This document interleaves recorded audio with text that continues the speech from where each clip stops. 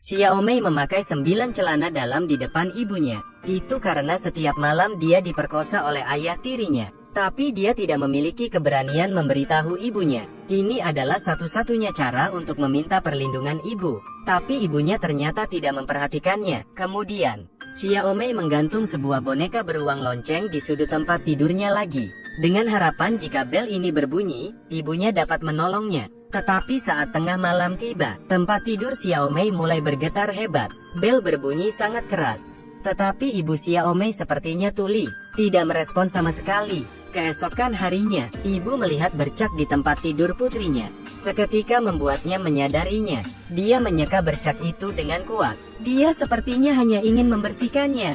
Seolah-olah tidak ada kejadian apapun semalam malam. Xiaomei duduk di sudut ruangan dan melihat ibunya dengan tatapan dingin. Matanya dipenuhi dengan rasa kebencian dan seperti mati rasa. Dan ibunya masih berusaha menyeka spray tempat tidurnya. Mungkin karena terlalu lama dibiarkan, sehingga membuat beberapa bercak telah mengering dan membekas di kasurnya, dan sulit untuk dibersihkan. Ibu Xiaomei membanting kain lap di atas spray kasur. Suara keras itu membuat Xiaomei ketakutan dan menjatuhkan gelas airnya.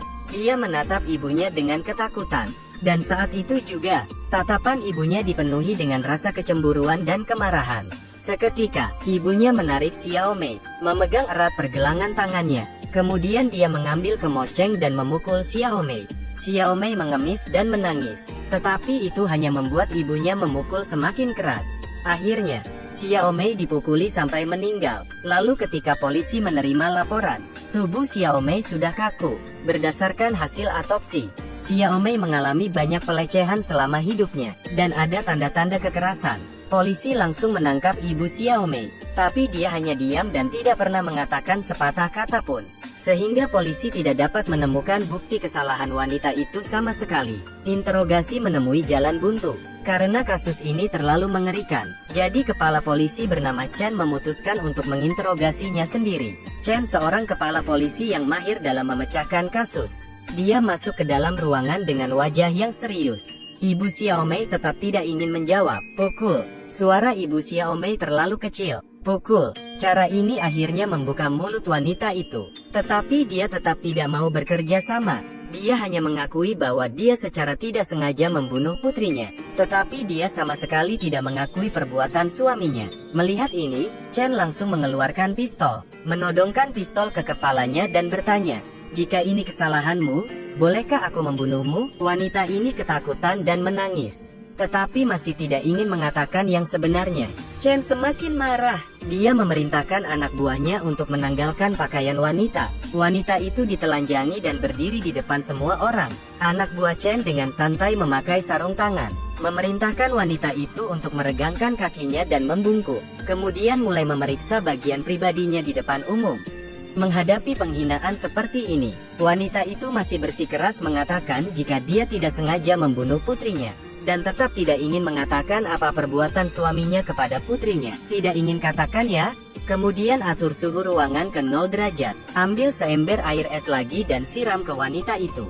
Ketika suhu dalam ruangan semakin rendah, angin dingin dan air es yang disiram ke tubuh wanita itu membuat wanita itu menggigil kedinginan. Tetapi dia tetap menutup rapat mulutnya, menolak untuk mengakuinya. Akhirnya Chen tercengang. Apa yang membuatnya begitu gigih? Di sisi lain, beberapa petugas polisi datang ke rumah wanita itu, dan kebetulan bertemu dengan suami wanita itu. Entah apa yang telah dia lakukan, dia tampak menyelinap. Saat itu juga, seorang kapten polisi mencium aroma bau terbakar, meminta anak buahnya menjaga pria itu, lalu bergegas masuk ke kamar, mencari aroma bau itu dan dia menemukan rekaman video yang sedang terbakar.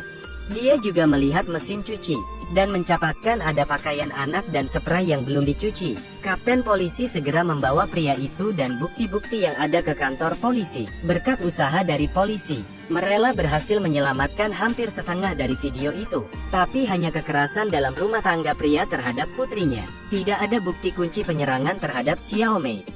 Satu-satunya penyebab kematian Xiaomei adalah ibunya sendiri. Tim investigasi datang ke ruang interogasi lagi. Kali ini penyidik merubah sikapnya. Bersikaplah sangat sopan kepada wanita. Tidak hanya membantu wanita itu mengeringkan tubuhnya, penyidik bahkan menuangkan segelas air untuknya. Penyidik duduk berhadapan dengan wanita itu, berusaha membujuk wanita itu. Berjanji padanya asalnya dia mengakui kejahatan suaminya, akan meringankan hukumannya. Tapi wanita itu tetap tidak mengakuinya. Dia bersikeras kalau dia tidak tahu apa-apa. Dia sepertinya ingin menutupi kejahatan suaminya sampai akhir. Penyidik melihat cara dia ternyata tidak berguna. Kemudian memperlihatkan foto tubuh Xiaomei, melempar satu demi satu foto di depan wanita itu. Memar yang ada di tubuh gadis kecil itu sangat mengerikan. Mereka juga nyalakan rekamet kaset suaminya, memperlihatkan video putrinya yang terlihat seperti mainan suaminya. Wanita itu hanya bisa menghindar dan menutup matanya, tapi penyidik tidak akan membiarkannya. Dia memerintahkan petugas polisi untuk membuka mata wanita itu. Dia ingin wanita itu melihat dengan mata kepalanya sendiri. Iblis macam apa yang merasukinya? Melihat sendiri apa yang telah dia lakukan pada putrinya yang berusia 12 tahun itu. Sampai ketika dia melihat tempat tidur goyang di rekaman video itu, wanita itu akhirnya menangis. Air mata jatuh dari sudut matanya. Polisi tidak bisa membiarkan kejahatan ini. Kepala polisi Chen mengatakan asalkan wanita ini mengakui kejahatan suaminya, maka mereka akan menutup video ini. Tidak disangka wanita itu meneteskan air matanya, tetapi tidak ingin mengatakan yang sebenarnya. Chen marah dan menamparkan wanita itu dengan keras, membuat wanita itu terbaring di tanah dan kesakitan. Melihat itu, Chen tidak bisa melanjutkan interogasinya, dan memerintahkan polisi untuk mengirimnya kembali ke sel. Saya pikir kasusnya telah terhenti.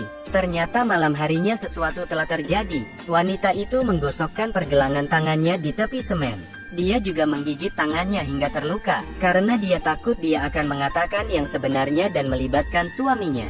Jadi dia memutuskan mengambil jalan seperti ini. Namun, polisi yang berpatroli melihat kejadian itu, dan segera membawanya ke rumah sakit. Kepala polisi Chen akhirnya tiba. Wanita itu juga sudah membaik. Chen melihat wanita itu duduk di atas kasur dengan tidak berdaya. Dia kemudian meminta petugas lain meninggalkan ruangan. Kemudian duduk dan berbicara dengan wanita itu tentang pengalamannya. Ternyata, putrinya juga mengalami pelecehan dari suaminya. Tetapi dia memilih jalan yang berbeda dengan wanita itu. Dia dengan tegas mengirimkan suaminya ke penjara. Tetapi meski begitu, putrinya juga mengalami trauma yang tidak terlupakan. Setelah mendengar cerita Chen, wanita itu akhirnya bersedia berbicara. Sebenarnya dia tahu kekejaman suaminya setiap malam. Dia juga menyadari jika putrinya meminta pertolongannya, tetapi dia tidak berani mengatakan apapun, karena ketika dia berusia 14, dia juga dilecehkan oleh ayahnya, dan di umur 15 tahun dia memiliki seorang putri. Dia bahkan diusir dari rumah oleh ibunya. Bertahun-tahun dia berusaha bertahan hidup, dan pada akhirnya dia dicampakan oleh banyak pria. Dan tentang kejahatan suaminya, asalkan dia berpura-pura seperti tidak ada yang terjadi, maka keluarga ini bisa bertahan selamanya. Tetapi dia salah. Setelah mendengar cerita wanita itu, hati kepala polisi Chen juga tersentuh. Wanita ini tampaknya sudah dewasa, tetapi dia sebenarnya seorang wanita yang belum dewasa. Tidak pernah ada yang memberitahunya. Belajarlah untuk melawan ketika sesuatu terjadi. Jadi ketika putrinya diganggu, dia hanya bisa bersembunyi. Sampai setelah dia mendengar cerita kepala polisi Chen, wanita itu akhirnya menunjukkan keberaniannya. Dia akhirnya mengakui kejahatan suaminya, dan suaminya dijatuhi hukuman mati.